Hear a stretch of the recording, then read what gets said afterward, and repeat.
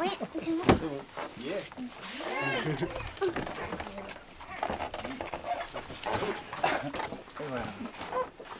Bravo. Vous pouvez récupérer votre langue, votre deuxième main.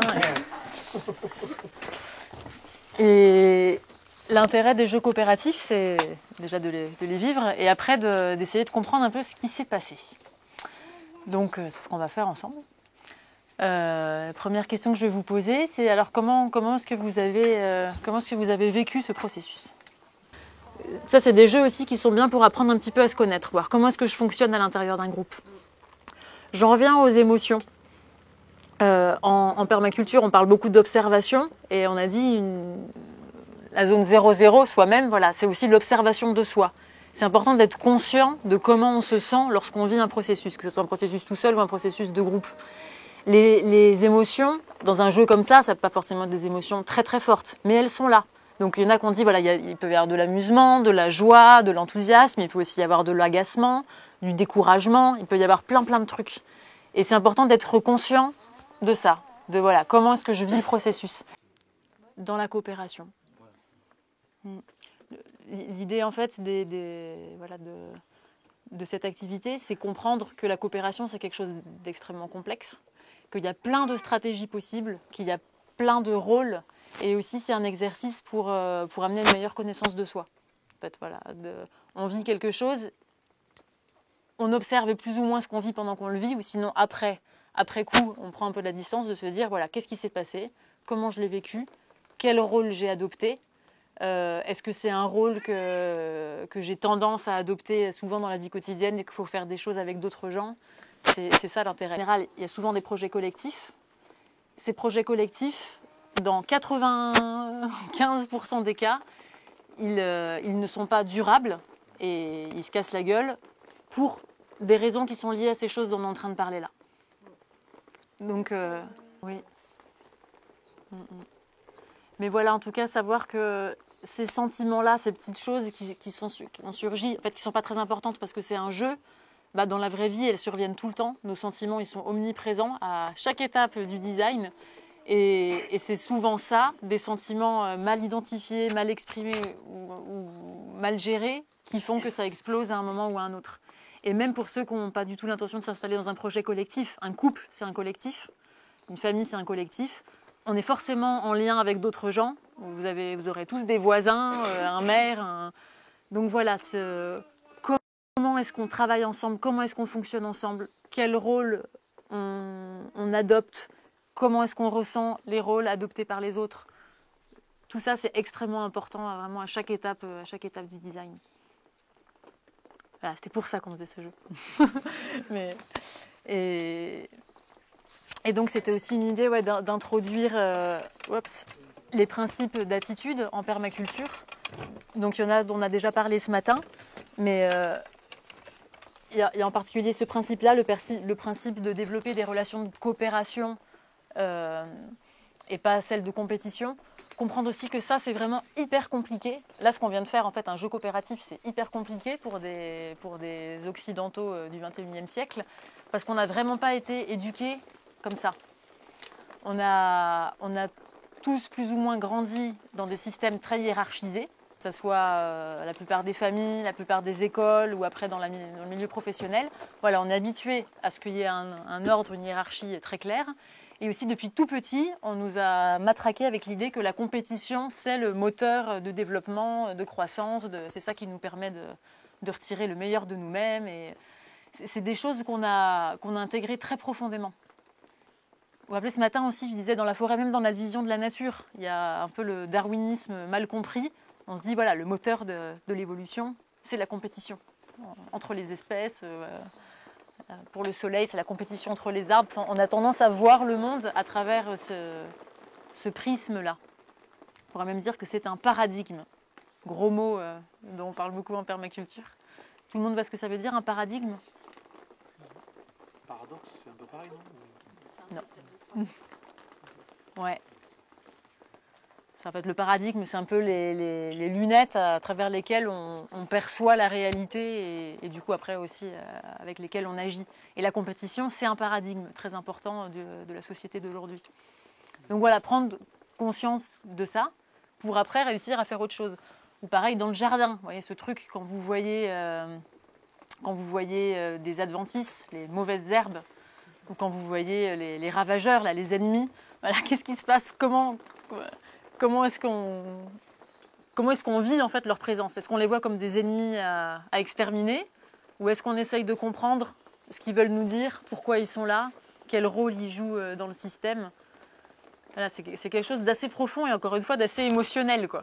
Et c'est pas facile, quoi, de pas dire putain de ronce ou d'écraser rageusement la limace. Voilà, c'est quelque chose qui vient assez naturellement. Et c'est en lien avec le principe qu'il y a au-dessus. On a dit en fait c'est presque une définition de la permaculture, cette idée de travailler avec la nature et pas contre elle. En fait la coopération c'est ça, c'est aussi de dire on est tous différents mais on essaye de faire avec. On essaye de faire avec la diversité des personnes qui m'entourent, on essaye de faire avec ce qui vient, plutôt qu'essayer de lutter. Est-ce que vous auriez des exemples d'un domaine où qu'est-ce que ça pourrait être une attitude de travailler contre la nature et une attitude de travailler avec?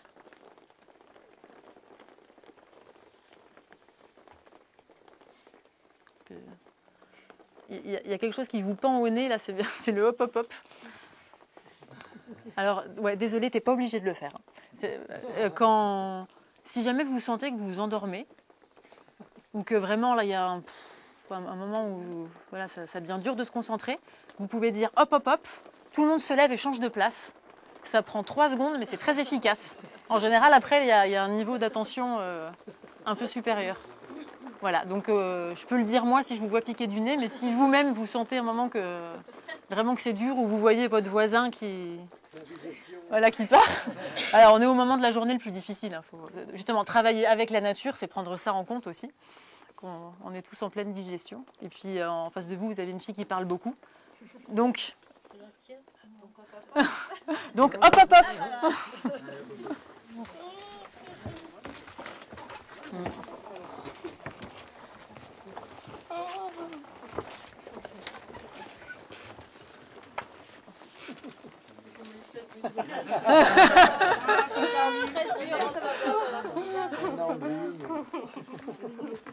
Il y avait une petite place à côté de la bavarde. Ouais, à côté de la bavarde.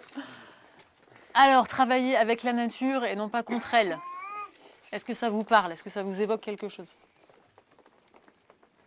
On peut parler des rythmes biologiques, puisqu'on parlait de s'endormir, puisqu'on est au moment de la sieste, mais pas respecter notre propre rythme. Voilà. Pour travailler ou pour vivre, tout simplement. D'accord, donc travailler avec la nature de son corps et voilà. de son rythme. Voilà, ce serait travailler avec. Mais la société telle qu'on nous la présente, métro dodo boulot, ne respecte pas du tout nos rythmes. C'est un super exemple. Je sais pas, moi c'est un truc qui m'interpelle quand je vois la télé, là, quand on est dans La Belle Famille espagnole, le nombre de pubs pour des médicaments où tu as quelqu'un qui est là, qui est en costard cravate, et puis tout d'un coup, il a une migraine affreuse, et puis cling, il prend une pastille et il peut continuer à être super productif et travailler tout le reste de la journée. C'est ça, ça c'est travailler contre la nature, parce qu'en fait il n'est pas du tout attentif à les signaux que lui envoie son corps, il prend des pastilles, et au final il va faire un burn-out terrible. Voilà, c'est ça. Quand tu dis travailler avec la nature, oui. C'est pas simplement par rapport au boulot, quoi. Non, c'est vivre, agir. Okay. Ça marche. Oui, donc forcément, il devrait y avoir pas mal d'exemples. Hein. Non, ça va, moi je suis bien. Ouais. Au niveau, c'est vrai qu'il y a beaucoup de choses au niveau de la santé, c'est assez facile à comprendre, et au niveau de l'agricole aussi. Après, encore une fois, agir avec la nature, ça ne veut pas dire non plus ne pas intervenir. Tu vois, par exemple, parce que tu disais des cultures forcées. Là, pour moi, ce qui serait important, ça serait d'avoir aussi en tête un peu les principes éthiques qu'on a vus ce matin. Tu vois, en fait, on produit toujours une altération, comme on disait. De toute façon, déjà en faisant de l'agriculture, on on va à l'encontre du plan qu'a la nature pour nos parcelles. Donc il y a toujours une part un peu de forcer. Après, c'est quelle quantité d'énergie je vais mettre là-dedans. Si je veux vraiment faire des choses qui n'ont rien à voir effectivement avec la saison et que je vais devoir, c'est ça, avoir des serres, que je vais... Dépenser plus d'énergie Voilà. pour en faire que... C'est ça, et dépenser je ne sais pas combien de calories pour en produire une, là ça perd tout son sens. C'est pas viable ni économiquement, ni au niveau environnemental. Ouais. Mais en fait, au niveau agricole, c'est surtout cette idée, c'est ce qu'on disait tout à l'heure, c'est de changer ce principe de, voilà, je vais utiliser des pesticides, des herbicides. Enfin, on a une agriculture qui est très martiale, en fait. On fait un peu la guerre, quoi. On est sur des tracteurs qui ressemblent à des tanks et on va contre. Et le problème quand on fait comme ça, en fait, c'est qu'une intervention en entraîne toujours une autre. Parce que comme on ne respecte pas l'écosystème ou cette vision globale, ces synergies, cette vision holistique, et qu'on agit toujours ponctuellement, bah, ping, ça se détraque, alors on va devoir agir encore ailleurs, et ça se détraque à nouveau. Et c'est ça, en fait, c'est que cette idée, c'est de travailler contre la nature, ça va être extrêmement énergivore. Ça va être beaucoup d'interventions et beaucoup d'énergie. Donc au final, ça peut marcher, mais à quel prix? Moi j'ai un exemple pour ça justement. Ouais. J'ai mon père qui est céréalier. Moi je veux monter un projet de maraîchage. Donc il m'a cédé une parcelle sur laquelle lui il a l'habitude de faire du maïs et du blé, on va dire, de manière raisonnée. Et quand j'ai récupéré la parcelle, il y a eu un moment où il y a eu une levée de raigrats qui a envahi toute la parcelle. Et lui il me disait, mais t'es sûr qu'avant qu'on mette l'engrais vert, tu veux pas que je mette un coup de Roundup, machin Ben, je lui dis, je comprends ton intérêt, dans ta vision à toi. Je lui dis, mais moi, c'est pas ce qui m'emballe. Donc, je lui dis, si tu as une autre option ou un autre moyen, on peut peut-être essayer ça différemment. Et du coup, il a passé un petit outil un disque à faible profondeur pour casser un peu en surface. On a semé à la volée l'engrais vert. Et moi, j'ai dit, de toute façon, comme apparemment le raigra, il y a des personnes qui l'utilisent comme engrais vert, comme graminé d'engrais vert. Je me suis dit, moi je trouve que c'est en fait un couvert spontané intéressant, quoi. Et à voir justement qu'est-ce que ça va donner, est-ce que je pourrais l'utiliser plus tard. Voilà, donc ça rejoignait un peu ce dont tu parlais. Oui, tout à fait. Et moi ça du coup ça me parle beaucoup ce que tu disais tout à l'heure par rapport à ce truc-là, quoi, que j'ai eu avec lui, et je sais que sa vision évolue en fonction aussi de ce que moi je lui amène là-dedans, quoi. Donc, aujourd'hui, j'ai du raigra comme ça. Toutes les légumineuses, il n'y en a quasiment pas. Il y a les fèves juste qui dépassent un peu. Et là, je suis au stade où il me dit, bon, qu'est-ce qu'on fait? Est-ce qu'on passe un coup? Est-ce que... il y a encore dans son fonctionnement personnel toujours le réflexe d'une pratique, d'un ennui. Je dis, mais écoute, moi je ferai différemment après. Donc je ne vais pas travailler comme toi. Je composerai avec, quoi. Voilà, c'était pour donner un exemple. Non, ouais, c'est un super exemple. Et ce qu'on voit aussi, c'est que travailler avec la nature, ça passe beaucoup par l'observation et par l'expérimentation. Parce que c'est ça, en fait, c'est complexe. Mettre un herbicide, c'est facile. Ça, on sait comment ça marche, ça va tout de suite. Alors qu'effectivement, l'autre stratégie, celle que tu as proposée, ça demande plus de temps. Il y a une part aussi un peu de prise de risque, parce que tu expérimentes. Mais la permaculture, c'est vrai que c'est vraiment, ça va dans cette ligne-là. Pour moi, c'est surtout la compréhension, en fait, de ce qui se passe, de pourquoi. Moi, je sais que par exemple, à ce moment-là, je me suis dit, bon, le raigra, c'est quoi son fonctionnement réellement? Parce que je sais que ça repart. Au bout d'un moment, si on le fauche, ça repart à nouveau, ça refait 2-3 cycles en fonction de là où on est. Ouais. Et du coup, j'ai été chercher ailleurs et j'ai trouvé une option, on va dire, qui est c'est Konrad Schreiber qui disait que en fait, le deuxième cycle de pousse, il est réduit par rapport au premier. Donc le premier monte là, mais le second, il est là. Et le troisième, il est à cette hauteur. Donc concrètement, c'est de dire, on coupe une fois, on sème à ce moment-là, comme ça, quand le raigra est reparti ici, parce que nous on a mis, ça c'est censé être là, donc à un moment donné, ça va prendre la place du raigra qui était en dessous. Je me suis dit, ok, donc là déjà, je peux même laisser à graine la première fois pour en avoir l'année d'après, quoi. D'accord. C'est presque comment essayer de l'utiliser. Je trouve ça intéressant, en fait. Voilà, mais pour moi, c'est vraiment chercher à comprendre à travers la connaissance. C'est vraiment... ce que tu viens de dire, c'est le principe suivant. Merci beaucoup. Usage intensif d'information et d'imagination. Voilà, c'est tout à fait cet exemple-là. En permaculture, il y a cette idée voilà, que, effectivement, pour travailler avec la nature, on a besoin de la comprendre et donc on a besoin de s'informer. Et là aussi, se rappeler que la permaculture, ça vient du monde universitaire. Et voilà, il y a quand même cette idée de, effectivement, le rail grasse, cette attitude-là. Avant de le détruire ou de le garder ou je ne sais pas quoi, je me renseigne, je bouquine. Qu'est-ce que c'est, comment ça fonctionne, comment ça se reproduit. C'est ça. Et après, imagination. Parce qu'encore une fois, il n'y a pas de solution toute faite. Avec toute cette information-là, qu'est-ce que tu décides de faire? Qu'est-ce que tu décides d'essayer ou d'expérimenter? C'est ça la logique. Et c'est ce dont on parlait aussi ce matin, quand on disait observation ou réflexion prolongée. Voilà, plutôt qu'une action irréfléchie et immédiate, quoi. On observe, on s'informe et on imagine. Et après, une fois qu'on a fait tout ça, idéalement, on met en place des solutions petites et lentes.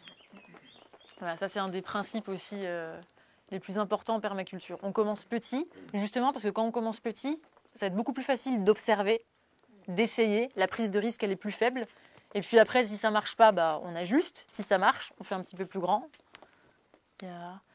Et ça aussi, c'est un sacré changement de paradigme.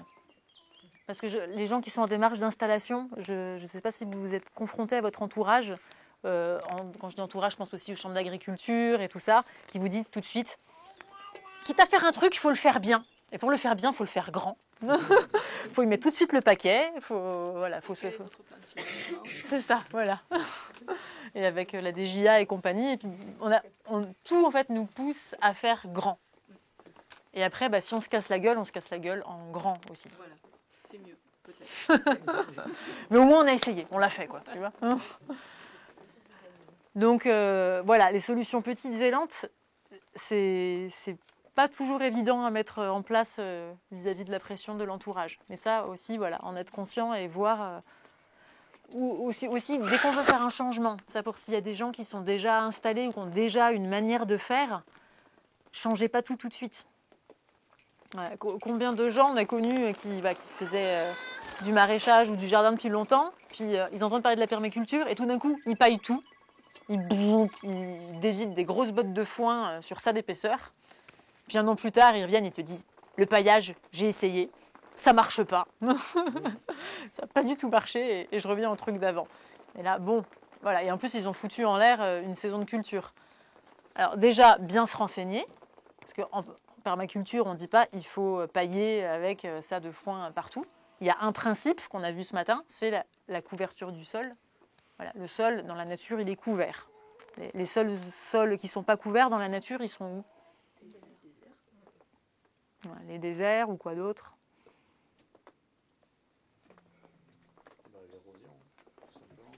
Ouais. Du vent, des pluies. C'est ça. Le lessivage. Ouais, au sommet des montagnes ou les falaises, ou voilà, des zones qui sont soumises à une très très forte érosion. Donc voilà, c'est-à-dire que sur la planète, les sols nus, c'est les déserts, les roches à nu et les champs agricoles. Voilà, c'est ça. Donc là, effectivement, il y a un principe de couverture du sol. Mais après, comment est-ce qu'on met en pratique cette couverture? Il y a 1 milliard de façons. En fonction du sol, en fonction de la matière qu'on utilise.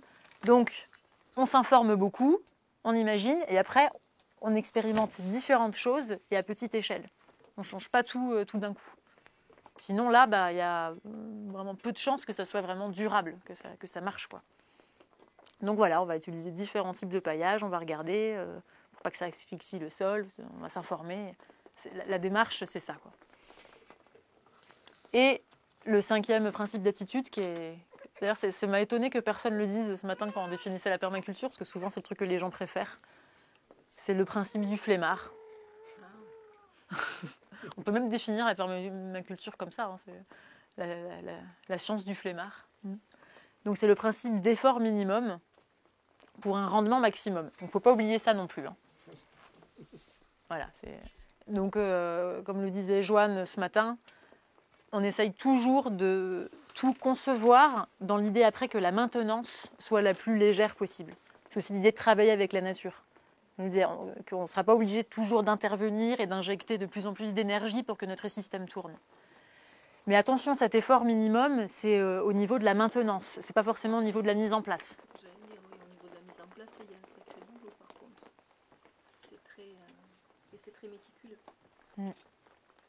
Voilà, déjà pour toute l'observation, la réflexion et tout ça. Et après, la stratégie qu'on va mettre en place, des fois, ça va être plus compliqué, mais après, ça nous demandera très peu de travail. Bon, un exemple tout con, c'est les toilettes sèches. Il y a différents modèles de toilettes sèches. Le modèle de toilette sèche le plus facile à mettre en place, là c'est vraiment l'effort minimum, c'est comme ce qu'on a en bas là. Je ne sais pas si vous les avez vus. Il y a un seau, voilà. Et puis on fait nos besoins dessus d'un seau et puis quand le seau est plein, on le vide. Ça c'est hyper facile à faire, on le fait en 2-33 secondes. Par contre au niveau de la maintenance, ça veut dire que tous les 2 jours, pendant toute la vie, il faudra prendre un seau nauséabond, aller au compost, le vider.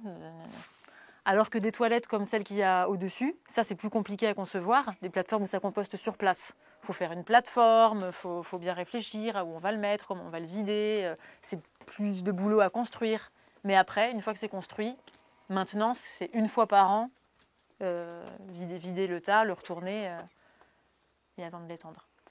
Voilà, donc c'est ça la logique en fait en permaculture, c'est d'essayer d'anticiper la maintenance pour qu'elle demande un effort minimum.